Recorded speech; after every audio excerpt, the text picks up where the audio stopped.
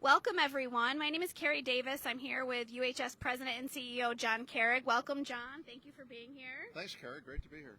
And also with Eric Jones, who is our Vice President for Clinical Services. Thank you for joining us, Eric. Thanks for having me, Carrie. Yeah, we're really excited. As you can see, we are actually up high on the helipad of the new Wilson Main Tower. Really excited to be here. And it's very significant that we're here today because May is Trauma Awareness Month, and it's actually also EMS Week. And we're celebrating the 50th anniversary of EMS Week, so we're really excited about here on the helipad, which is a very important piece of the new Wilson Main Tower. And UHS is a designated trauma center, level 2 designated trauma center. So can you tell us the significance of that and what that means? Sure. Thanks for being here, Carrie. It's a gorgeous day here in Johnson City. Our trauma designation is something we've had for a number of years, more than 30 years. And we really are the only level 2 trauma center in the southern tier. And having the helipad right here on top of the Wilson Main Tower, several stories above the Emergency and Trauma Center, is really just one more game changer for us. We are so pleased that we could have this design, have the helipad here, have the patient transport once the helicopter lands so much quicker than what we have now. We are just so anxious to get started and very exciting. Yeah, we're really excited about this, and it's going to bring so much to everyone, especially, access for trauma patients. What's the significance with access here on the new helipad? Well, access is really important.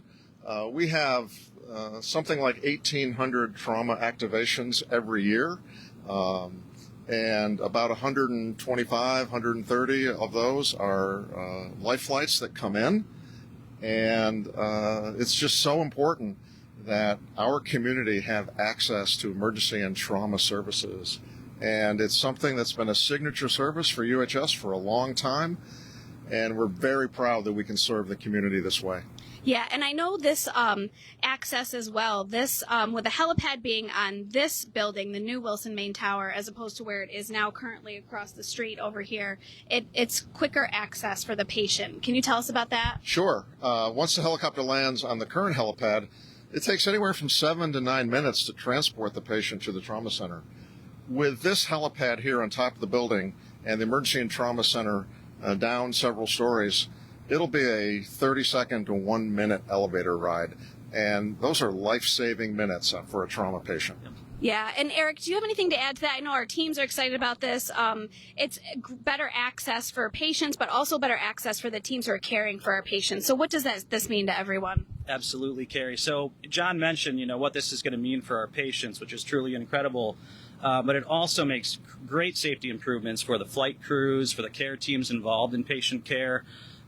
It's a beautiful, much bigger than we currently have, bright red helipad. It's surrounded by a state-of-the-art lighting system that, interestingly, can be activated either from our helipad lobby by our own staff or through an agreement we have with LifeNet. Their pilots can actually activate these bright green lights to increase visibility.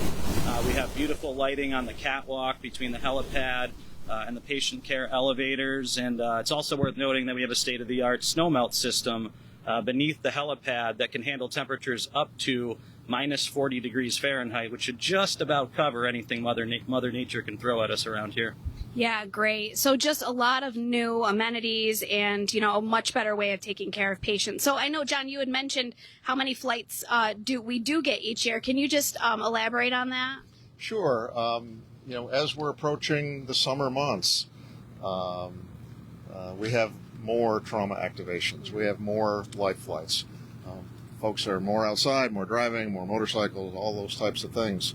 And the ability to open our Wilson Main Tower in the next few weeks will be very important because summer is kind of a peak period for trauma. Yeah, and I know, we see a lot of trauma cases each year, and patients are brought in here for traumas and also just for ease when ambulance accessibility isn't feasible. So that's what we're also bringing patients in for. Yes, patients get to us lots of different ways. Sometimes it's private vehicles, oftentimes it's ambulances. but it's also helicopters. And like I said, we have anywhere from 125 to 150 each year that fly here. And the ability to take care of those patients very quickly in our emergency and trauma center, a centerpiece of the Wilson Main Tower, is critically important. Yeah. Now, we mentioned that it was EMS week, and here we are on the helipad, and it's very significant for us. We have a lot of great teams and people that help us out with all of this and taking care of our patients. What does EMS week really mean here at UHS, Eric? Well, we're super happy to be celebrating the 50th anniversary of National EMS Week here at UHS. We're hosting a luncheon that's going on as we speak. We're having breakfast tomorrow, and these are opportunities for us to recognize the truly heroic efforts of our first responders and EMS agencies, that every single day they are doing something life-saving, they are doing something truly heroic, and so we're honored to be a part of the celebration of these teams. Yeah, and we certainly appreciate all the work by all of our EMS folks here at UHS. So another recognition, John, we have these green shirts on here today, and pretty symbolic of some events that we had going on here at the Wilson campus last week. We had preview events of the new Wilson Main Tower. Is there anything you can tell us about that? What a great week for UHS. Grand Preview Week was also Hospital Week, and we had several thousand people visit the Wilson Main Tower to do tours and take a look and do the preview.